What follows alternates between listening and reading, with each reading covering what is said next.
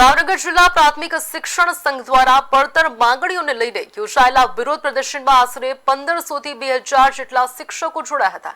જી હા, શિક્ષકોએ મોતીબાગથી કલેક્ટર કચેરી સુધી મૌન રેલી કાઢીને આવેદનપત્ર સુપરત કર્યું હતું। શિક્ષકો મુખ્યત્વે ટેટ પરીક્ષામાંથી મુક્તિ, બિન શૈક્ષણિક કામગીરી બંધ કરવા, ધોરણ 6 થી 8 ના શિક્ષકો માટે અલગ પગાર ધોરણ, ઓનલાઈન કામગીરી માટે કોમ્પ્યુટર ઓપરેટર આપવા અને કહી શકાય કે HTAT આચાર્યોના પ્રશ્નોનું નિરાકરણ લાવવા જેવી 6 મહત્વની માંગણીઓ સાથે સરકાર સમક્ષ ન્યાયની ગુહાર લગાવી રહ્યા છે।